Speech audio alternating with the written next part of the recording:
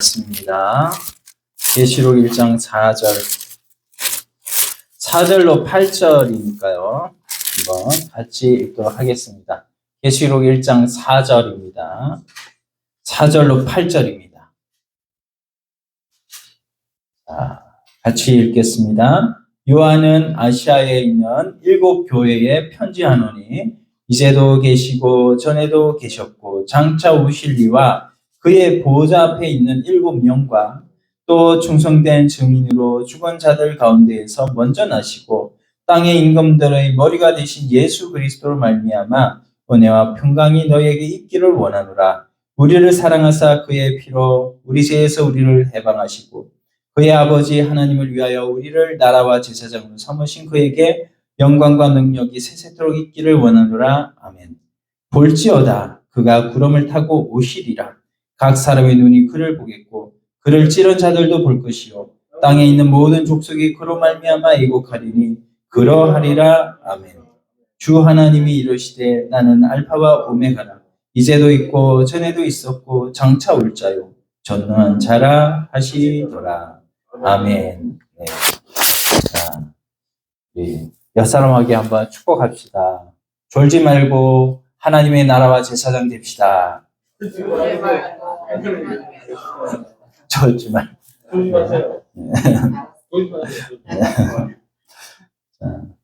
오늘 말씀은 계시록 1장 4절부터 8절까지 말씀을 통해서 나라와 제사장이라는 제목으로 은혜를 나누고자 합니다. 네. 우리가 계시록을 우리 이단의 신천지가 계시록을 이용하고 하나님의 교회가 계시록을 이용하고 하지만 우리는 이 하나님의 말씀을 우리 히브리 민족 그러니까 이 제사장 가문에서 예수님을 믿은 메시아닉이 된 그 미국의 코엔 대학교의 게리 코엔이라는 분이 그가 제사장 가문인데요. 아론의 147대손입니다. 그러면 아론이 누군지 아시죠? 모세와 아론이잖아요. 그 아론의 직계 자손이 예수님을 믿어가지고 메시아닉 주가 돼서 미국으로 건너가서 거기에서 이 계시록을 이 해석을 하고 이렇게 계시록을 우리에게 이렇게 알려준 그대로 우리가 계시록을 보고 있습니다. 그래서 계시록을 통해서 이단들은 자기 교주가 재림 예수라고 성령이라고 이렇게 가르치지만 그게 아니다라는 것을 우리가 잘 알고 이 계시록을 잘 들으셔서 복을 다 받아 누리는 여러분들 다 되기를 소원합니다. 네. 우리 계시록은 한마디로 말하면 축복의 책입니다. 그래서 요한계시록에는 7가지 복이 나옵니다. 7번. 우리 마태복음 5장에 보면은 산상보훈이 무슨 복이 몇 가지 복이 나오죠? 8복이 나옵니다. 거기에는 8복이지만 그 8복을 우리가 받아서 나중에는 계시록에 보면 이 8복이 이제 온전한 복, 완전한 7복이 되는데요. 맨 처음에 우리 1장 3절의 축복에 대해서 말씀하고 있고요. 마지막 계시록 22장 14절의 축복으로 또 마치고 있어서 계시록은 축복으로 시작해서 축복으로 마치는 그런 책입니다. 그래서 축복의 책이다 이렇게 말씀드릴 수가 있다고 했습니다. 그렇죠? 기억나시죠? 네, 축복의 책입니다. 또 믿지 않는 자에게는요 이게 심판의 책입니다. 그래서 지금까지 요한계시록 그러면 재앙의 책이다, 심판의 책이다. 그러니까 굉장히 두렵고 무서운 내용이지만 사실은 동전의 양면처럼 동전을 보면 동전이 앞면이 있고 뒷면이 있잖아요. 그런 것처럼 우리 예수 믿는 사람에게는 구원의 책이고 축복의 책이지만 불신자에게는 무슨 책이다? 심판의 책이고 재앙의 책이다라는 겁니다. 그렇기 때문에 마지막 주님이 오시는 그때를 우리가 고대하면서 살아가는 자는 소망이 넘치고요. 또 힘이 되고 축복이 되는 그런 계시록의 말씀인 줄로 믿습니다. 아멘. 네. 그래서 아멘을 크게 하셔요. 그래야 잔마귀가 떠나갑니다. 그래서 이 계시록에는 특성이 있기 때문에 조금 어렵다고 해요. 그러나 어려울 내용이 없습니다. 첫 번째 내용은 1절에 보니까요. 요한계시록은 계시라고 말해요. 계시. 그렇죠? 자, 따라서 합시다. 요한계시록은 계시다. 네, 계시입니다. 당연한 말이죠.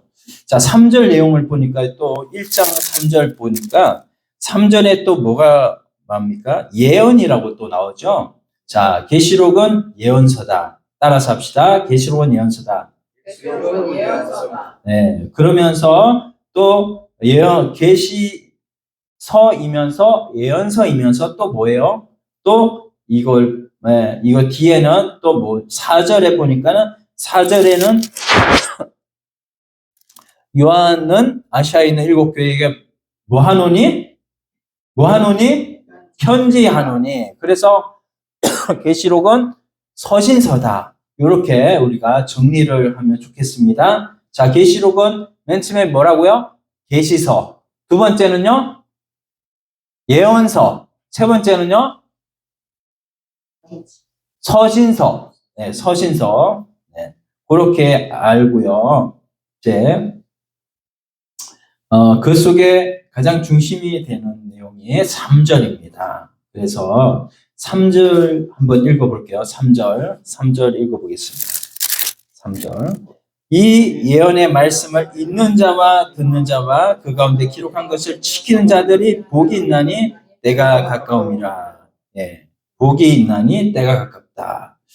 예, 그래서 여기에서 네 번째 내용을 보면 예언의 말씀을 읽는 자, 듣는 자, 그 가운데 기록한 것을 지키는 자들이 복이 있다. 읽는 자가 뭐예요? 읽는 자가는 단수입니다. 단수. 그렇죠? 네, 읽는 자는 단수. 그래서 저도 말하지만 동시에 제가 이렇게 설교하지만 동시에 저는 제 설교를 제가 듣고 있잖아요. 모든 분들도 이렇게 듣고 있는데 듣고 있는 거는 또 뭐예요? 나중에 순종해야 되는 문제가 있죠. 그래서 결국 계시록은 어떤 형태냐? 이렇게 읽는 자가 있으면 또한 그것을 듣고 지켜 행하는 자가 있다. 그래서 읽는 자와 듣고 지켜 행하는 자 앞에는 단수이고 뒤에는 복수예요. 이거를 이제 설교문 형식에서 우리가 보면 말하는 설교자가 있고 듣는 자는 여러 명입니다. 그래서 당시에 예수님 당시에 어떻게 했습니까? 설교자가 한번 읽고 그 읽은 내용을 또 들으면 모두가 다 알게 되는 그런 내용이죠. 그래서 이게 설교문 형식이다. 그래서 여러분 이렇게 제가 설교를 하면 설교한 내용 여러분 다 알아들으시잖아요. 제가 설명을 해드리니까 그렇죠? 그렇게 다 알아듣듯이 당시에도 편지인데 이 편지를 읽어주기만 하면 당시에는 다 알아듣는 그런 내용이었어요. 그렇기 때문에 우리가 이 당시에 이 편지는 오늘날에는 이렇게 설교를 또 하고 풀이를 해줘야 돼요. 왜냐하면 당시가 몇천 년 전이죠. 지금으로부터 2000년 전. 2000년 전이니까 얼마나 갭이 심해요. 이 시대적인 갭이 심하다 보니까 이것을 제가 설교로 이렇게 풀이를 해드려야 되지만 당시에는 편지이기 때문에 누구나 읽어주면 다 알아듣는 그런 내용이었다라는 것입니다. 그리고 계시록은 모든 성경의 결론, 마지막에 있잖아요. 계시록에. 결론이기도 한 동시에 복음의 완성이다. 그래서 종말은 일부만 약간 들어가 있습니다. 그렇기 때문에 계시록만큼 복음서가 없다라고 이렇게 말씀드렸어요. 자, 그렇다면 계시록은 크게 1절에서 8절까지 이 내용이 계시록 전체를 이끌어 갈 수 있는 서론 부분에 해당되는 것입니다. 그래서 우리가 편지를 보면 뭐예요? 서론, 본론, 결론 이렇게 설명문도 그렇고 편지도 그래요. 서론, 본론, 결론 이렇게 되어 있는 것처럼 서론이 있단 말이죠. 그래서 1절에서 8절은 너무나 중요한 내용입니다. 그래서 우리가 이 1절부터 8절을 참 아는 게 너무나 중요한데요. 자, 계시록은 여러분 키아전 구조라고 우리말로 하면 뭐예요? 이 병렬 구조, 대칭 병렬 구조. 그래서 여기 한번 보세요. 앞에 한번 보세요. A 있고요. 제일 밑에는 뭐가 있어요? A 다시가 있죠. 그래서 1장 1절에 제일 처음에 앞부분 전반부가 계시 하나님과 예수, 계시의 원천이라면 1장 8절에 주 하나님 계시의 주권에 대해서 말씀하고 있어요. 계시의 주권자는 누구예요? 계시의 주체자는 예수 그리스도 아닙니까? 그래서 이렇게 계시의 주권자로 삼고 있다. 자, 그 다음에 1장 1절의 뒤에 후반부는요, 반드시 속히 일어날 일에 대한 예언서라는 거예요. 예언이라는 거예요. 자, 그게 뭐냐면 1장 7절에 보면 다시 나오는데 예언의 내용이 뭐냐면은 1장 7절에 구름 타고 오시리라 이렇게 재림에 대해서 말씀하고 있어요. 그 다음에 1장 2절은 1장 4절부터 6절까지 하나님의 말씀과 예수 그리스도의 증거에 대해서 말씀하고 있는데 그게 이제 1장 4절부터 6절까지는 나라와 제사장에 대해서 C라고 하고 C-라고 하는데 C는 계시의 내용에 대해서 말씀하고 있다면 C-는 계시 사명에 대해서 말씀합니다. 그래서 이게 이게 대칭 병렬 구조로 되어 있어서 그렇게 우리가 좀 D는 이제 복에 대해서 말씀하고 있는 거예요. 그래서 제가 이거를 좀 쉽게 여러분들한테 말씀을 드리고 자 보십시오. 저를 보세요. 자 저를 보세요. 절지 마시고 눈 감지 마시고 네. 자 A 자 손이 있습니다. 제 손이 두 개죠. 두 개 손이 있고 그 다음에 B를 보시면 팔꿈치 B가 있고 B 다시가 있어요. 그쵸? B 다시 그 다음에 어깨는 C입니다. C 다시가 있고 그 다음에 마지막에는요 뭐예요? 가장 중요한 머리가 있죠. 요렇게 해서 뭐냐? 바로 요렇게 네 단계로 서론 부분을 나눌 수가 있다는 거예요. 그래서 우리가 첫 번째로 1절의 앞부분 바로 계시의 원천에 대해서 나오는데 1절 한번 읽어보겠습니다. 네. 1절 예수 그리스도의 계시라 이렇게 나옵니다. 이는 하나님이 그에게 주사 그는 누구죠? 예수님이죠. 예수님께 하나님이 주신 거예요. 주사. 예수님은 그러면 계시의 주체가 되는 거예요. 그래서 반드시 속히 일어날 일들을 이렇게 말씀하고 있습니다. 그래서 계시의 원천이다. 누가? 하나님이 또 예수님이. 자, 그렇게 계시의 원천을 잡고 있습니다. 자, 계시는 결론적으로 말씀드리면 계시라는 단어는 하나님의 비밀을 공개한다. 덮개를 벗겨서 보여준다. 드러낸다. 이런 뜻을 말을 하고 있어요. 그래서 하나님의 비밀을 어떻게 알 수 있느냐? 이 비밀에 대해서 계시록 10장 7절에서 하나님의 비밀이 뭔지를 말씀하고 있습니다. 10장 7절 같이 읽어봐요. 졸리니까. 일곱째 천사가 소리내는 날 그 나팔을 불려고 할 때에 하나님의 비밀이 그종 선지자들에게 전하신 복음과 같이 이루리라. 아멘. 네. 뭐가 이루어집니까? 하나님의 비밀이 이루어진다. 네. 이루어진다. 비밀이 이루어진다. 그 비밀이 뭐냐면 바로 계시란 거예요. 계시. 그러니까 계시가 그대로 이루어질 때는 언제냐? 여기에 보면 일곱째 천사가 그 나팔을 불려고 할 때, 불 때에 하나님의 비밀이 짠 하고 공개가 된다는 거죠. 근데 그 비밀을 한마디로 말씀하고 있는데 그 비밀이 뭐냐 하면은 복음이다. 복음. 자, 그러니까 구약 선지자를 통해서 계속해서 복음을 전해왔는데 구약 선지자들과 모든 사람들이 못 알아들어요, 이거를. 그래서 비밀인데 저와 여러분은 이제 비밀을 알아요, 몰라요? 비밀을 이제 알아요. 하나님이 예수님에게 주신 계시. 다른 말로 비밀을 공개를 해서 보여주는 것이 복음인데 다른 말로 모든 인류를 구원하겠다는 구원 계획이 계시이고 저와 여러분에게 이게 딱 짠 하고 보여주니까 구원 계획을 이미 우리는 오픈을 해주시니까 다 알게 되는 거죠. 덮개를 열어서 보여주셨으니까. 이제 우리는 다 비밀 본 자들이 아는 자들이 된 줄로 믿습니다. 자, 그러면 계시가 그 속에 포함된 것은 모든 인류를 구원하는 구원 계획이 지금까지는 비밀이었는데 이제 예수를 믿는 믿음을 가진 모든 자에게 구원이 시작이 되어지고 우리 주님이 오시는 재림의 날 구원의 완성되어지는 그 구원 계획의 내용이 계시인 줄을 깨달으시기를 바라고요. 계시록을 읽으면 이제 저와 여러분에게 계시를 다 아는 것입니다. 구약 성경 우리가 하나님의 계시록을 우리가 이렇게 가르쳐 준 대로 다 알고 이렇게 읽으면은 그 계시를 우리에게 다 이렇게 알려 주시니까 우리가 다 알 수가 있는 것이죠. 그래서 예수님이 우리 구약에 예언한 대로 오셔서 십자가에서 피 흘리심으로 우리의 모든 죄를 짊어지고 죽으셨고 다시 살아나셨다. 그분의 이름이 바로 예수 그리스도이시다. 예수 그리스도를 믿는 믿음을 가진 우리가 구약 성경에서부터 지금까지 구원의 비밀이 가려졌지만 이제는 오픈이 되어버리니까 이게 다 구원을 이제는 알게 되고 비밀을 알게 되고 그래서 주님이 딱 오실 때 완전한 구원이 그때 딱 이루어지는 거예요. 그러니까는 자 주님이 다시 오실 때 이루어진다. 이것이 바로 계시록 전체 내용입니다. 자 이게 계시록 전체 내용이고 그러면 계시는 하나님의 비밀. 그래서 우리가 따라서 한번 해봅시다. 계시는 하나님의 비밀을 공개한 것이래요.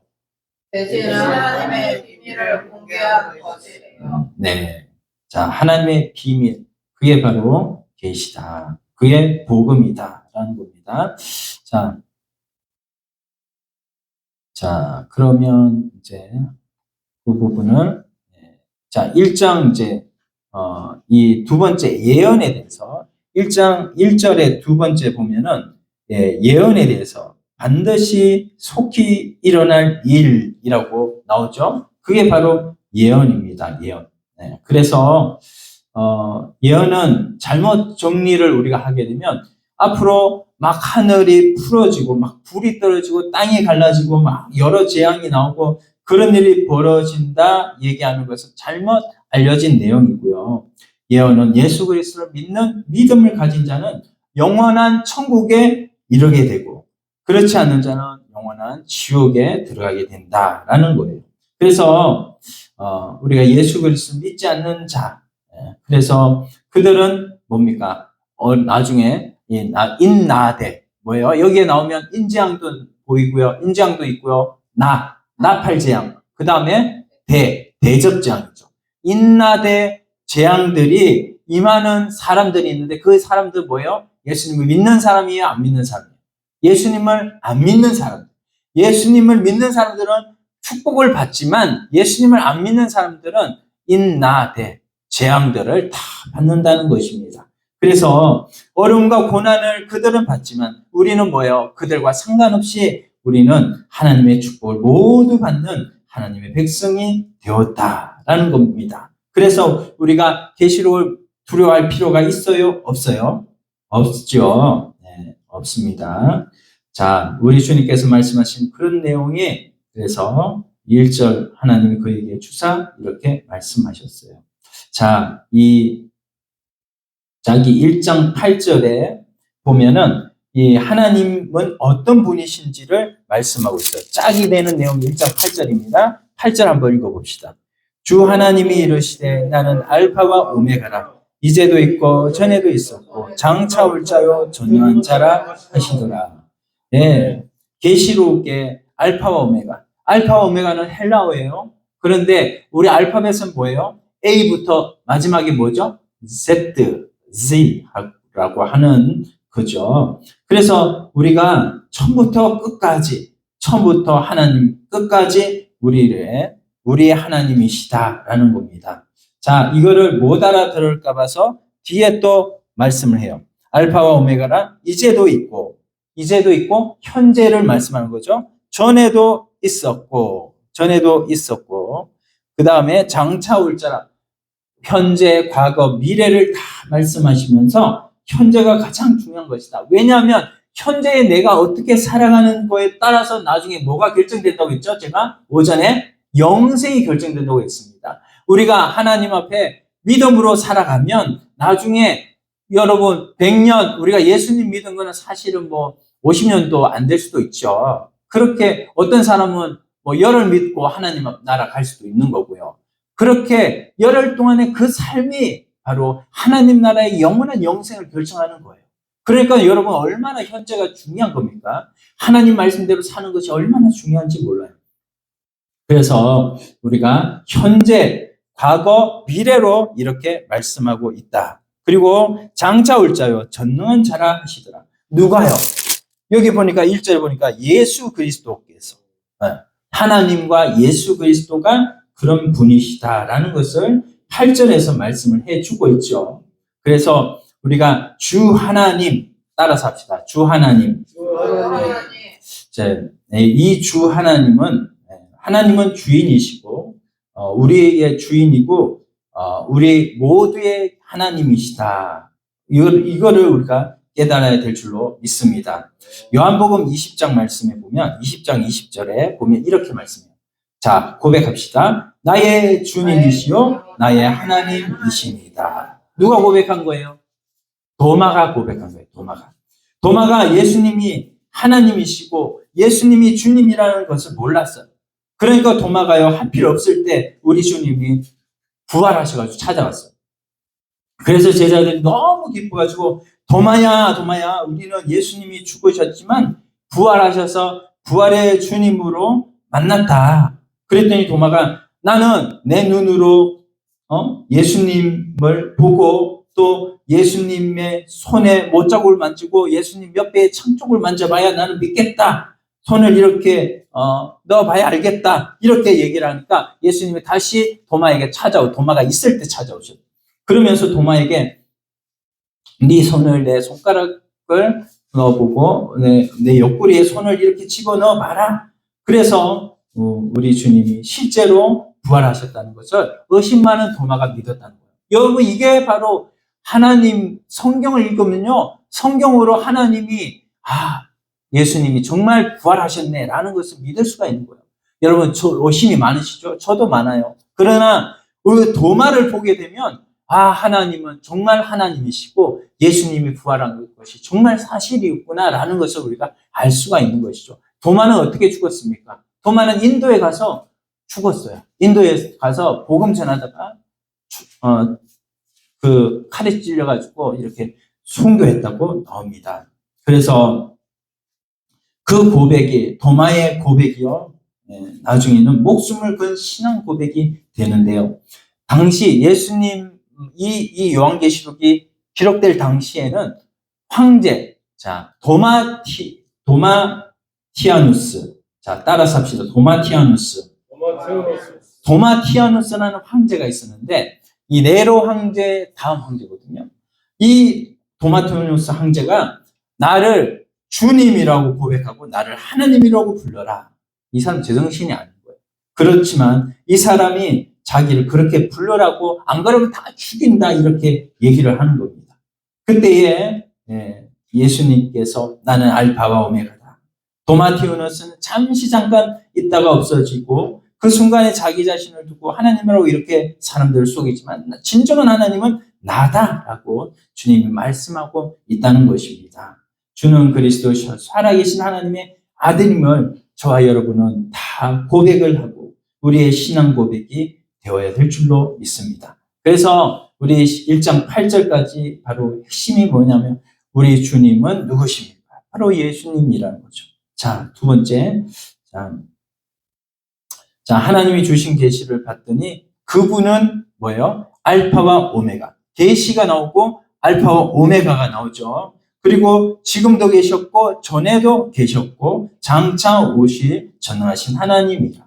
또 이 하나님이요. 또 말씀해 주시기를 계시의 내용이 뭔가 그 종들이 반드시 알게 하신 내용이 바로 속히 일어날 일이다. 그래서 뭐예요? 그게 바로 예언이다라는 것이죠. 자, 그 예언을 바로 7절에 말씀하고 있습니다. 자, 7절 한번 같이 한번 읽어볼까요? 7절. 1장 7절입니다. 볼지어다 그가 구름을 타고 오시리라. 각 사람의 눈이 그를 보겠고 그를 찌른 자들도 볼 것이고 땅에 있는 모든 족속이 그로 말미암아 이곡하리니 그러하리라. 아멘. 네. 자, 예언에 대해서 1장 하반절에 말씀하고 있죠. 반드시 속히 일어날 일. 그게 바로 예언의 그 계시의 내용이라면 뒤에는 예언의 그 내용이라면 이제 그 내용에 대해서 설명을 하고 있는데 7절이 뭐냐면 구름을 타고 오신다. 각 사람의 눈이 그를 본다. 그를 찌른 자들도 볼 것이다. 땅에 있는 모든 족속이 그로 말미암아 애곡한다. 이거를 내용을 가르쳐 주는 거예요. 실상이 뭔지를 가르쳐 주는 것입니다. 그래서 우리 바로 그가 오실 때 근데 오시는 방법이 구름을 타고 오신다 이렇게 말씀하고 있는데 그럼 구름은 예수님이 구름 타고 오시는 게 아니라 구름은 하나님의 임재를 상징하고 있습니다. 그래서 하나님이 계시는데 우리 눈으로 하나님을 못 보잖아요. 하나님은 영이시기 때문에. 영을 볼 수가 있습니까? 귀신을 볼 수 있어요? 못 보잖아요.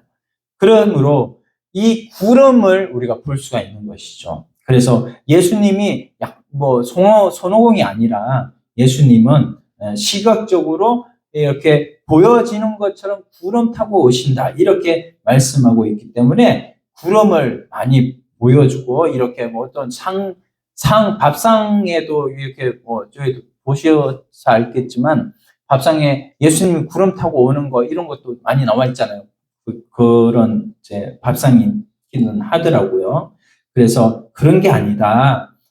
구름은 임재의 상징이다. 이것을 우리가 알아야 됩니다. 그래서 7절에 구름을 타고 오시리라 이렇게 말씀했지만 예수님이 다시 오실 때 구름을 타고 오신다는 것이 아니라 예수님은 오실 때 모든 사람들이 다 알 수 있도록 그렇게 오신다라는 것을 말씀하고 있고요. 자,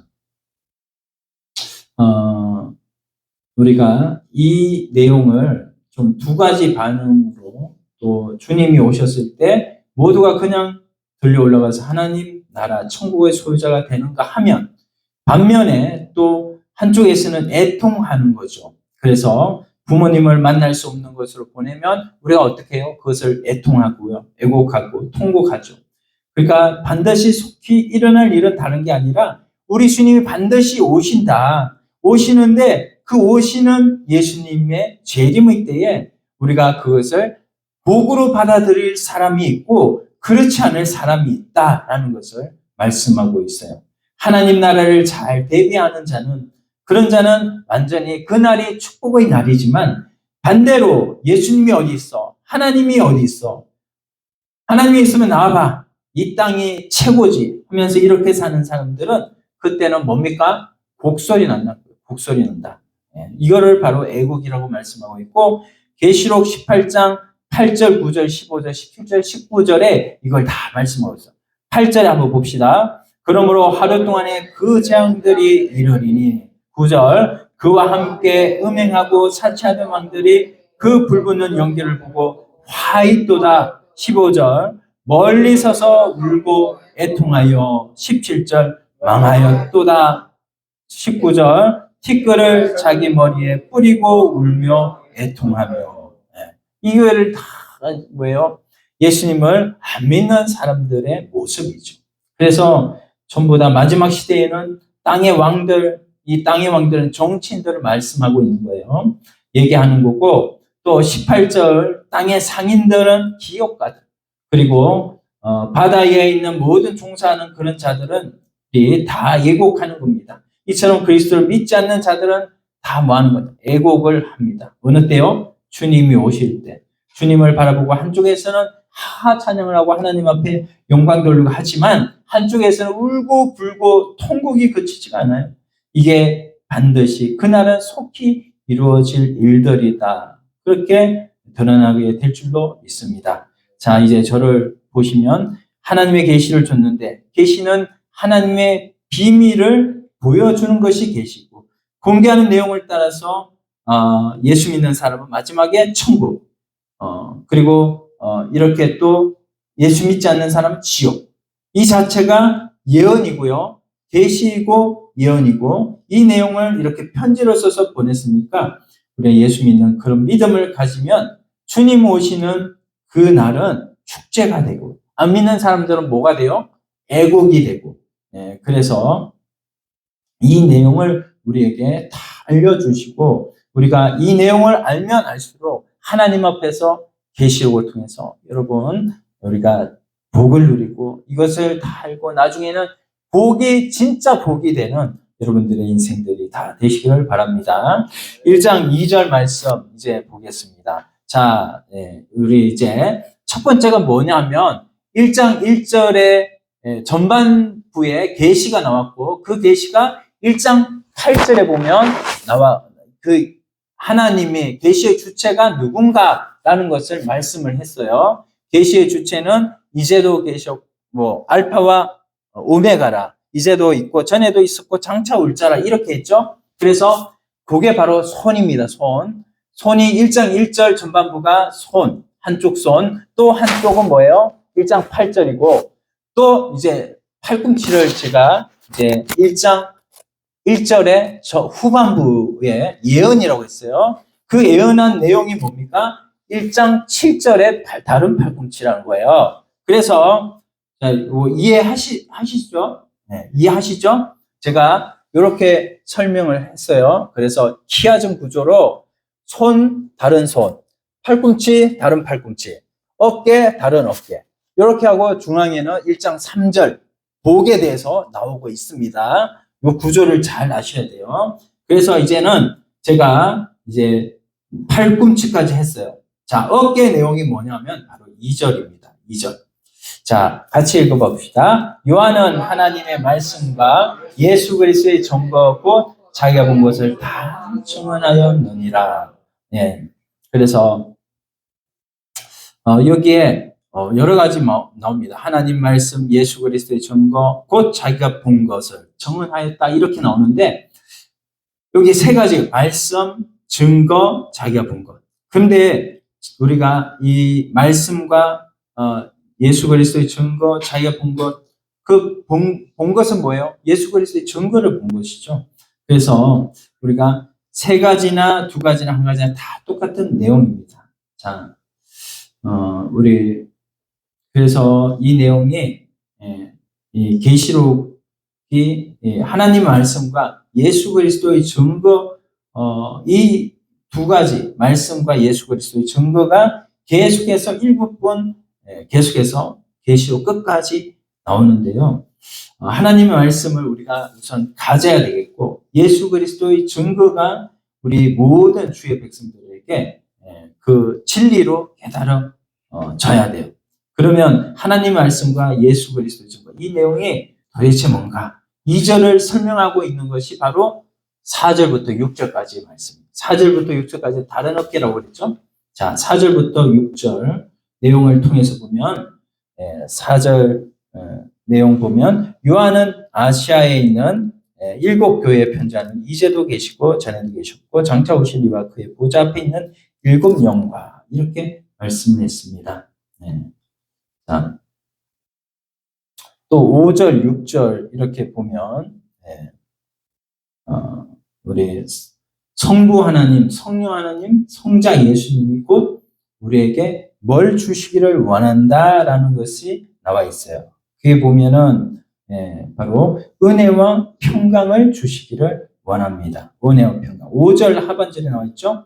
은혜와 평강이 너에게 있기를 원하노라 이렇게 말씀하고 있습니다. 그래서 계시록을 읽는 자, 계시가 무엇인지 알고 예언이 무엇인지 알고 또 하나님 말씀과 그리스도의 증거가 무엇인지 알고 자기가 본 것을 다 증언할 그런 자가 지금 해야 할 상황이 반드시 있어야 될 것은 뭐냐면 은혜와 평강인데 그 은혜와 평강이 구약의 전체의 복이 그 전체의 복 중에 평강을 말씀하셨고 또 신약 전체의 복을 또 은혜라고 말씀을 하셨어요. 그래서 은혜와 평강은 구약에서 말씀하고 있는 전체의 복을 평강이라는 단어 요 하나에 다 들어가 있고, 또 신약에 약속한 복을 은혜라는 요 단어 속에 다 들어가 있어요. 그래서 은혜와 평강이라는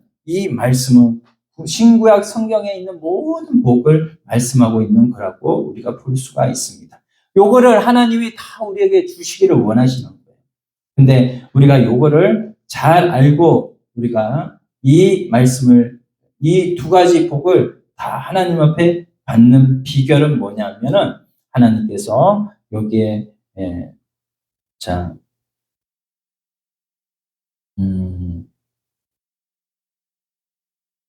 여기에 5절 나라와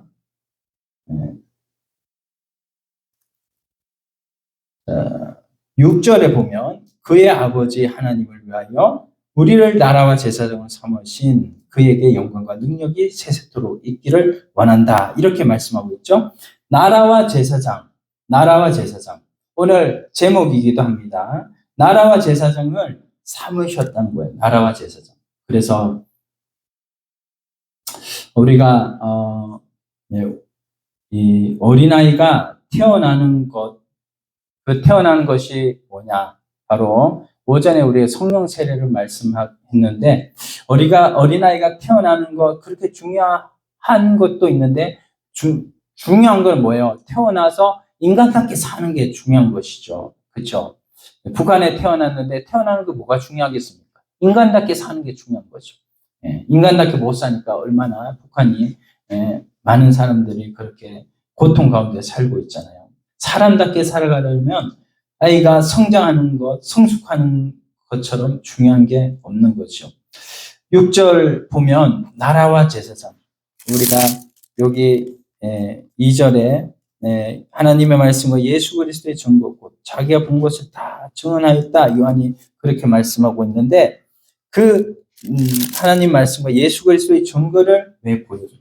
나라와 제사장으로 삼으려고, 사명을 우리에게 주시려고, 그 나라와 제사장의 사명을 우리가 감당하게 하려고 우리에게 하나님께서 하나님의 말씀과 예수 그리스도의 증거를 보여주셨다라는 겁니다. 그래서 크게 두 가지.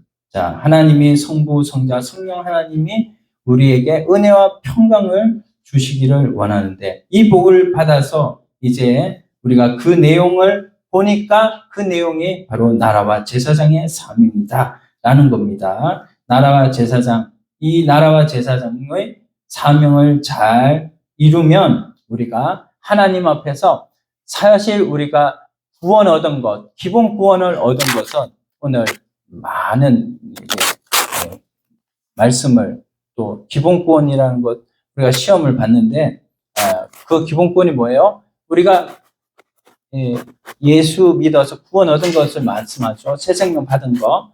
새 생명 받은 그것이 중요한 것이 아니라 새 생명 받아가지고 하나님 말씀대로 살아가는 게 중요한 거예요. 이게 우리가 새 생명 얻어서 구원 얻은 거 그것만 알면 구원의 반절밖에 깨달은 사람입니다. 반절밖에 모르는 사람이에요. 그러나 이제는 우리가 구원받은 사람으로서 어떤 삶을 살아야 되느냐?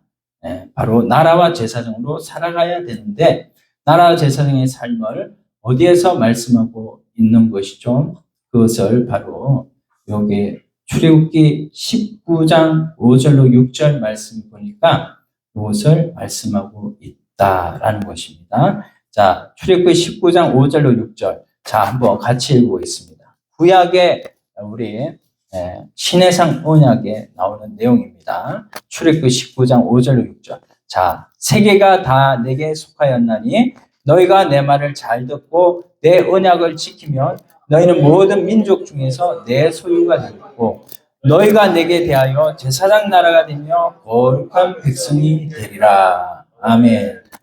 이게 구약의 신해상 언약의 말씀이에요. 그러니까는 구약의 백성들이요, 죄와 마귀와 사망 가운데 있었던 시절이 어느 시대냐 하면은 바로 애굽의 시대였어요. 그 애굽 나라에 종살이했던 그 시대에 하나님께서 그들을 불쌍히 여기셔가지고 모세를 보냈잖아요.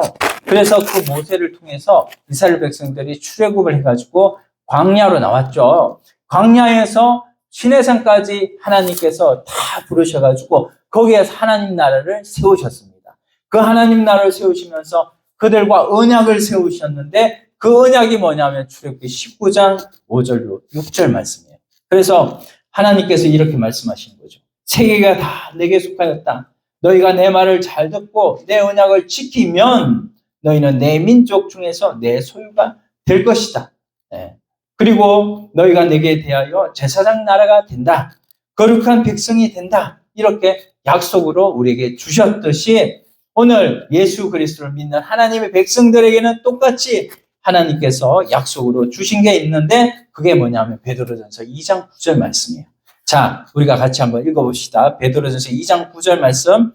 그러나 너희는 택하신 족속이요 왕같은 제사장들이요 거룩한 나라요 그의 소유가 된 백성이니 이는 너희를 어두운 데서 불러내어 그의 귀한 빛에 들어가게 하신 이의 아름다운 덕을 선포하게 하려 하심이라. 아멘. 선포하게 하려 하심이라. 이거는 목적을 나타내는 겁니다. 여러분, 하나님이 왜 우리를 부르셔서 왜 죄와 마귀와 사망 가운데 있던 영혼을 왜 예수 그리스도의 십자가의 보혈로 왜 끌어내셨나요? 왜 생명을 주셨죠? 그것은 하나님께서 요 아름다운 덕을 선포하게 하려고 우리를 끌어내신 거예요. 그래서 우리가 예수 믿고 나서 생명을 얻고 나서는 이제 우리의 정체성이 달라졌고 우리가 이제는 목적이 우리를 지배하는 삶으로 살아가야 된다는 겁니다. 그 목적이 뭐예요? 바로 여기에 택하신 족속. 우리는 하나님의 택한 족속이 되었습니다. 할렐루야. 네, 우리가 하나님이 이스라엘 백성들을 택하셨듯이 우리를 택하셨어요. 그래서 택하신 족속이 되었습니다. 또한 우리를 뭐예요? 왕 같은 제사장으로 삼으셨어요. 제사장은 제사장인데 왕 같은 제사장이에요. 그럼 뭡니까? 왕은 뭐죠? 하나님의 통치를 실현하는 거예요. 이 땅에 하나님의 통치를 실현하는 제사장을 삼아주셨습니다. 제사장은 뭐예요? 제사장은 나와 다른 사람의 죄를 없애주는 것이 제사장의 역할입니다. 그 제사장은 뭐예요? 결국은 하나님의 말씀을 전해서 전도자가 하나님 말씀을 전해서 하나님 말씀으로 그 사람이 죄인인 것을 가르쳐주고 그 사람의 죄를 하나님 앞에 내가 죄인입니다. 나는 그래서 예수님이 필요합니다. 예수님의 십자가 보혈로 나를 깨끗게 하여 주시옵소서. 하나님 앞에 이렇게 기도하고 간구할 수 있는 자로 그를 설득해가지고 예수님 믿게 하는 것이 바로 제사장의 역할인 줄로 믿습니다. 네, 그래서 이스라엘 백성들로 구약의 이스라엘 백성들로 그 사명을 이스라엘 백성들에게 주신 거예요. 똑같이 여기에도 보면 똑같은 말이잖아요. 잘 듣고 내 언약을 지키면 너희는 내 모든 민족 중에서 내 소유가 되겠고 너희가 내게 대하여 제사장 나라가 여기도 제사장 나오네요. 거룩한 백성이 되리라. 이거를 하나님이 사명을 이스라엘 족속들에게 준 겁니다. 근데 이스라엘 족속이요 그 말씀을 지켰어요? 못 지켰어요? 못 지켰죠. 자기네들만 선민 이스라엘이라고 하면서 이방 사람들 다 뭐라고 해요? 개라고 여기고 다 이방 족속들 다 죽여야 할 이방 족속이라고 이렇게 생각을 한 거예요. 그러나 우리는 이제 예수 그리스도가 오셔서 이거를 다 가르쳐 주셨어요. 우리가 택하신 족속, 우리는 왕 같은 제사장으로서 거룩한 나라가 이미 되어졌다는 거예요. 우리가 이것을 믿음으로 말미암아 이제는 우리가 왕 같은 능력이 우리에게 이미 와 있습니까? 와 있습니까?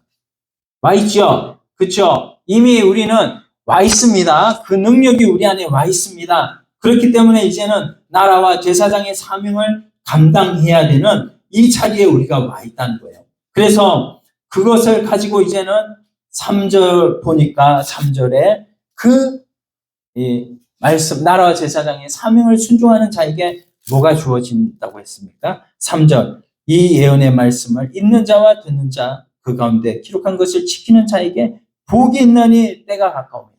이렇게 말씀하고 있는 것입니다. 종말론적인 축복을 말씀하고 있는 거예요. 마지막 하나님께서 종말론적인 축복을 우리에게 다 주시기를 원하시는 것입니다. 그래서 출애굽기 19장에서 신의 산 언약, 이것을 우리가 옛 언약이라고 하지만 이제는 예수 안에서 새 언약을 우리에게 주셨다.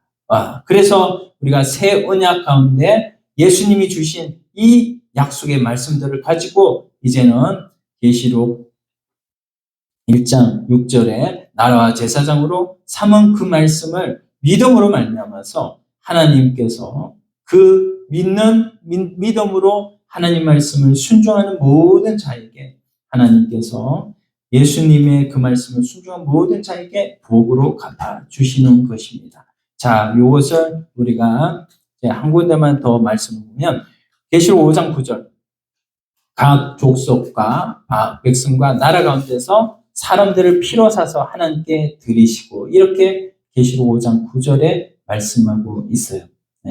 왕으로 삼았다. 하나님 앞에서 피로 사서 하나님께 드리고 그들로 우리 하나님 앞에서 무엇으로 삼았냐면 왕으로 삼았다고 했어요. 과거형이죠. 왕으로 우리를 삼으셨다는 거예요. 그래서 그들이 땅에서 뭐 하면서 삽니까? 왕 같은 제사장이 되었으니 제사장으로 이제는 실상적으로 이 땅에서 사람들을 만날 때마다 왕으로 제사장으로 그렇게 살아갈 때 그를 통해서 하나님께서는 첫째 부활에 참여하는 자를 복이 있다고 말씀하셨습니다. 그게 바로 계시록 20장 6절 말씀. 같이 읽어봅시다. 첫째 부활에 참여하는 자들을 복이 있고 거룩하도다. 복이 있다. 그래서 이게 이제 계시록의 7복의 6번째 복인데 나중에 이제 10몇 절에 이제 또 마지막 복이 나오는데요. 첫째 부활에 참여하는 자가 복이 있다고 말씀하고 있는 것입니다. 그래서 계시록 전체의 복을 다 우리에게 주시기를 원해서 하나님께서 예수 그리스도를 믿는 믿음을 통하여서 우리가 이제는 마귀, 사망, 죄의 권세로부터 우리를 예수 그리스도의 피값으로 우리를 살리셔가지고 어떤 사명 주셨다? 왕 같은 제사장의 사명을 주셨다. 그러므로 우리가요 이 사명 받았으니 이제는 이 사명을 가지고 날마다 우리 삶 가운데서 예수 그리스도 증거하는 증인의 삶을 살아갈 때 하나님께서 주시고자 하는 모든 복을 하늘나라에 가서 받을 거지만 이 땅에서 누리고 사는 거예요.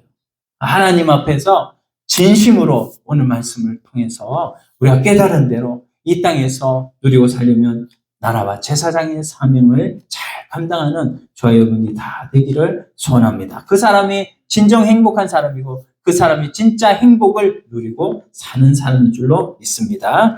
오늘 말씀 생각하시면서 우리 한번 다 같이 기도 한번 드리겠습니다. 하나님 아버지 감사합니다. 우리를